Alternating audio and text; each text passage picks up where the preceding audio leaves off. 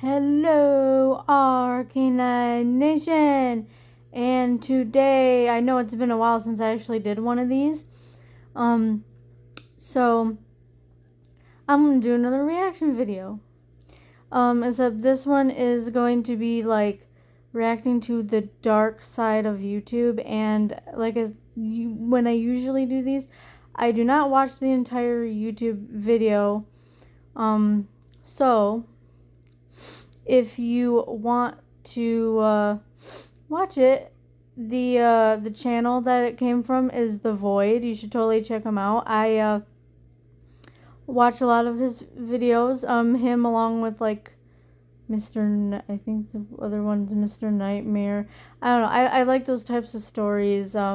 They keep you on edge and all that. But besides that, let's get into this and watch some of the dark side of YouTube. Hold on, let me turn this up.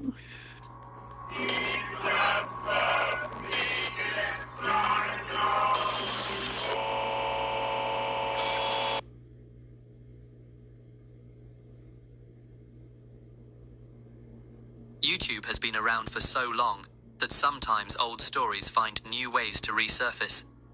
Videos that look ordinary at first, but carry something heavier once you know where they came from.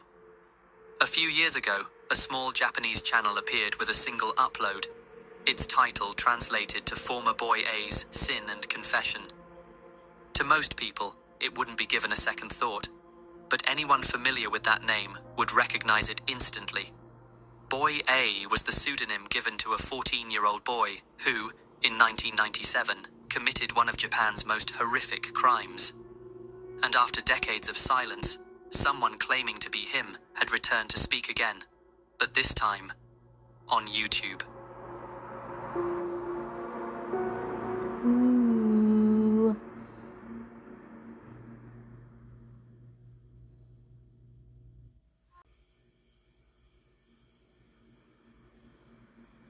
In 1997, a 14-year-old boy living in Kobe carried out a series of attacks that would become one of the most disturbing cases in Japan's history.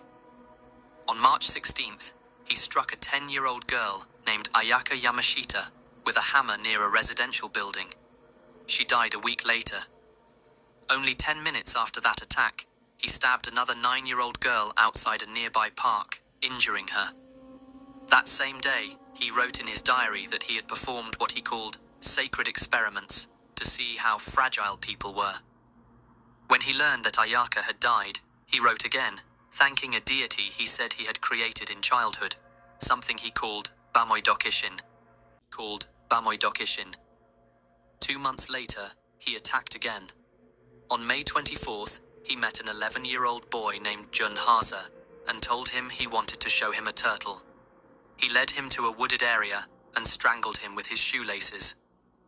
The next day, he returned to the scene, decapitated the body, and took the head with him. Early the next morning, he left the head outside the gate of a local junior high school. The eye sockets were empty, and each had X-shaped cut marks. The mouth was cut open to the ears, and there was a note on the tongue. It read, "Now the game begins. Stupid police officers, try to stop me. I find killing extremely enjoyable." He signed it, Sakakibara, the school murderer. Police believed at first that the killer was an adult. The writing was formal, and the language seemed educated. But a few weeks later, they traced the note back to a 14-year-old boy named Shinichiro Azuma. When questioned, he confessed. He admitted to killing Junhasa and Ayaka Yamashita, and to attacking several other girls. He even showed the police where he murdered Junhase, claiming he hid the body and returned with a handsaw and rubbish bag the next day to cut off the head and take it home. It's even reported he drank the blood he had collected in the bag, played with the head, and even ejaculated on it before cleaning it and disfiguring it. He was charged with murder and placed in a juvenile facility. Not much is known about his early childhood, but it's clear that his fascination with violence began young. He enjoyed playing with dangerous objects, writing that he could ease his irritation when holding a survival knife or spinning scissors in his hand. By elementary school, he was already torturing and killing animals. He once described lining up frogs on the road and running over them with his bicycle, and later admitted to mutilating cats and decapitating pigeons. Despite warnings from social workers that he was unstable, his mother pushed him to focus on exams and get into a good school. That pressure, mixed with his aggression and violent impulses, made it difficult for him to connect with anyone around him. Psychological evaluations later revealed that he showed signs of conduct disorder, depersonalization, and sexual sadism. He said that violence and death aroused him, and that he viewed people as vegetables, lacking any worth. In court, he expressed no remorse, claiming that the murders were justified. He was sentenced to an indefinite stay at a juvenile medical training school and finished his rehabilitation after 6 years, released at the age of 21. Under Japan's juvenile law, his identity was hidden, and from that point on, he was referred to as Boy A.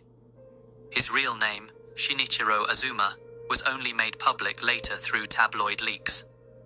In 2015, Azuma resurfaced. He released a book titled Zeka, where he wrote about the murders in explicit detail and claimed to express regret. The book was banned in some stores, but it still became a bestseller. Shortly after, he launched a personal website that included nude photos of a man he claimed was himself. The site drew intense criticism and led the magazine Shukan Post to publish his name, photograph, and the city where he lived at the time.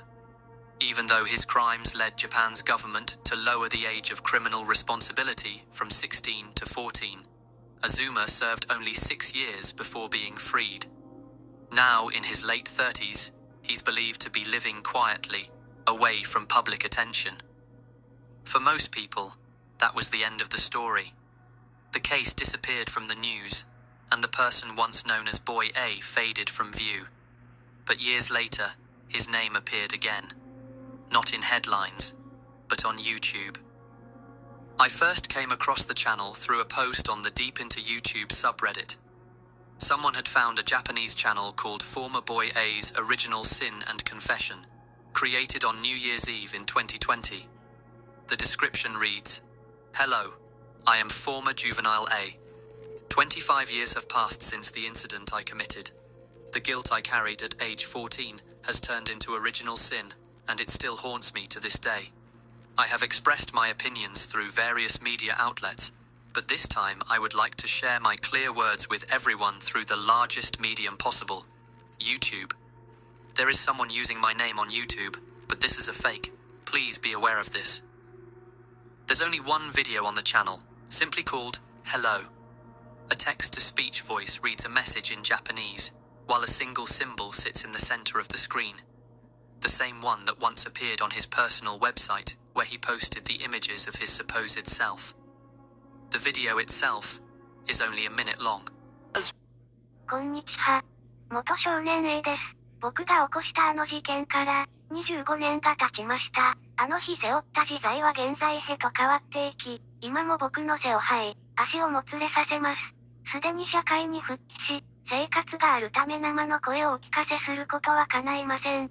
赤と白に呪われた僕の透明な声を皆様のもとに送り届けることは残念ながらできないのです。しかし、透明な僕にも言葉だけはあるのです。意思を伝える言葉は、失っていません。僕は今まで、様々な媒体を通して魂を宿した声ではなく言葉を伝えてきました。そして神のいないあの夜から25年が経ったのです。だからこそ僕は以前から考えながら実行に移すことのできなかった腰つべ上での活動を開始します。透明な僕の告白をParents divorced when Nick was 10. He later lived with his mother and aunt, and he had a younger half-sister called Amber, from his father's next relationship. In school, he was placed in emotional support classes. Teachers described him as smart and funny, but also quiet and easily irritated by noise. By 7th grade, he was homeschooled by his mother and aunt, and stayed that way until he finished high school. After graduating, His aunt helped him apply for Social Security benefits. Nick said online that he had autism, though a later psychiatric evaluation noted that he met cognitive milestones that some autistic individuals do not. He was diagnosed with anxiety and depression and took medication for both. He also talked openly about parts of his personal life that drew attention on the internet. He said he liked to cross-dress and wear women's underwear, with some of his earliest online activity going back to 2007 and 2008 on LiveJournal and DeviantArt. Around that time, he was noticed by users of 789chan, where his channel was discovered. The channel's name was Dr. Nicholas Bate, created in 2009. Most of the videos were simple vlogs, house tours of the trailer he lived in, clips with his family, and comedy-style skits. 2 years later, he created a second channel called Constant Butts, where he posted the same kind of content.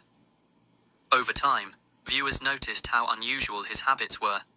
Nick often talked openly about not showering or brushing his teeth, and his videos showed the impact of that. His teeth were rotting, and 2 of his front teeth had been pushed backward. Nick also talked openly about being a coprophiliac, which is someone having an attraction to feces. Some of his videos even showed parts of his room covered in feces, and he even spoke about this on Twitter too. Viewers also commented on how unhygienic his living space was, and he spoke casually about it, in a way that made many people uncomfortable. He also said he didn't want a job, and wanted instead to be a house husband to someone underaged. And during a psychiatric evaluation in 2015, he even said he had experienced intrusive thoughts toward his mother, stepfather, and aunt during arguments at home, although he said he would never act on them. One of the people who appears most often in Nick's videos is his half-sister Amber. She shows up in multiple uploads, usually as the main focus of whatever he's filming. There's a video titled Amber's Birthday 2010, a simple home recording of her celebrating her birthday. Another upload is called LARPing with Amber, where the two are outside in the front yard playing with sticks. The description for that one reads, "I LARP with my half-sister just days before our sticks were tragically stolen from us by our douchebag mum, because I'm too old to be playing with sticks. Dumb bitch." On their own, the videos just look like awkward vlogs with a younger sibling. But once you dig deeper into who Nick was online, they start to feel very different. Years before these uploads resurfaced, leaked Skype recordings from 2008 and 2009 showed him openly admitting his attraction to underage children. He argued that it should be normalized and legalized in the United States, but claimed he would never cross certain lines. But that claim wouldn't hold up. In April 2015, police arrested Nick and charged him with assaulting his half-sister. According to investigators, the abuse happened between 2009 and 2010, when she was only 5 to 7 years old. The exact same period when those innocent-looking videos were being uploaded. The abuse happened in a home in Manor Township, a second-class township in west-central Lancaster County, Pennsylvania. During the trial, she testified about what occurred, and prosecutors presented a transcript of an online chat where Nick described the abuse to someone else. The judge sentenced him to 16.5 to 40 years in state prison, ordering lifetime registration under Megan's law. He's since attempted to appeal his sentence 2 times, but both were denied. YouTube has a weird way of pulling you into someone's life without you even realizing it. In Nick's case, it meant watching a person who didn't care about how he looked, how he lived, or how he presented himself to the world. Someone who recorded moments of his life, with no filter or hesitation. But the part that stays with you isn't the mess, or the hygiene, or even the strange habits. It's knowing what was happening behind the scenes. Knowing that while he was uploading those harmless home videos with his younger half-sister, he was also doing things no one knew about. Things he had admitted to online, long before anyone realized how serious it really was. It makes those old clips feel different now. They look the same as they always did, but once you understand the context, it's impossible to watch them without feeling sick. His channel is still up. Some videos are gone, but many are still there, sitting exactly where he left them. A record of someone who treated YouTube like a diary, even as he carried the weight of something far darker. And sometimes that's the most unsettling part. Not what's filmed, but what was happening when the camera wasn't rolling.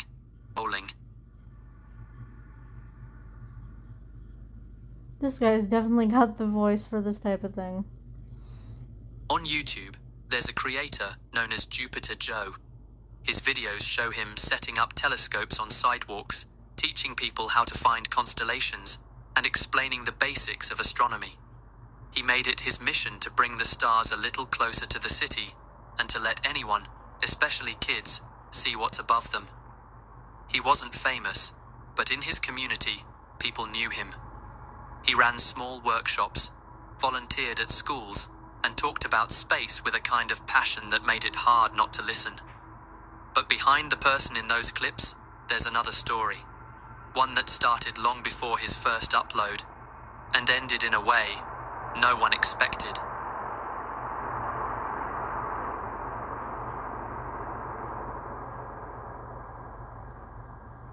The man behind the channel was Joseph Martinez. It has just under 300 subscribers and fewer than 25 videos. Most of them showed footage he filmed himself, like close-ups of the moon, shots of his days out stargazing, and even a clip of the International Space Station crossing the moon. He used the channel to share his love of astronomy. On his website, he wrote about wanting to bring that same fascination to his community in the Bronx, especially to kids who didn't have many chances to experience science outside of school. His goal was to make people curious, to help them look through the telescope and ask one simple question: what else is out there? He came across as calm, patient, and genuine, someone who loved what he did and wanted to share it with anyone who would stop to listen. But long before those videos were uploaded, another story had already begun. Back in February 24th, 1999, 13-year-old Minalise Soriano left her middle school in the Bronx to walk home, but she never arrived. Her family reported her missing, and for 3 days, there was no sign of where she had gone. On February 28th, her body was found. She had been bound, wrapped in a garbage bag, and dumped inside a dumpster behind a video store in the Co-op City area of the Bronx, not far from where she lived. The medical examiner determined that she had been strangled and sexually assaulted. Minalise, who went by Minnie, wasn't the kind of girl anyone expected to vanish. She was a straight-A student who wrote poetry in her journal about love and rainbows. She told people she wanted to be an astronaut one day. Detectives treated the case as a priority. They started close to home, looking at people who had access to her and knew her routine. Her stepfather was questioned, as was a handyman at the apartment complex, along with neighbors, relatives, and many of her friends, but each of them was eventually cleared. The one thing the killer left behind was a small patch of DNA on her clothing. At the time, there was no match in any database. The sample was stored, but without a name to attach it to, there was nowhere else to go. As weeks turned into months, the investigation slowed. New cases came in, attention shifted, and the leads the detectives once had dried up. Minalise's murder stayed open, but there were no suspects or arrests, and nothing new to go on. For more than 20 years, her case sat as one of many unsolved files, waiting for a break that never seemed like it would come. But in 2021, detectives with the NYPD decided to try something new. They turned to a method known as familial DNA testing. Unlike standard searches that require an exact match, this technique looks for partial matches, relatives of whoever left the evidence behind. When the sample from Minalise's sweatshirt was tested again, it produced a close match to a man who had already died, whose DNA was in a database after a sexual abuse arrest. That man had a son, and his name was Joseph Martinez. Martinez had lived in the same Bronx apartment building as the Soriano family in 1999. When detectives reviewed the original files, they saw that he'd even been questioned during the first investigation. He had told police he saw Minalise getting mail in the lobby and selling candy from door to door with her sister. At the time, nothing about that seemed suspicious, and he was cleared. But now, detectives began to re-examine everything.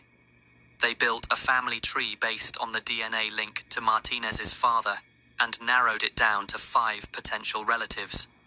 From there, they used old tenant listings, immigration records, and physical descriptions to eliminate names one by one. The list got smaller until only 3 people were left, and one of them was Joseph Martinez. One detective posed as a mother looking to book an astronomy lesson for her daughter, meeting Martinez at a diner in New Rochelle where he was living at the time. After he left, she collected the straw he had used and sent it for testing, and the results came back conclusive. The DNA from Minalise's sweatshirt was an exact match to Joseph Martinez.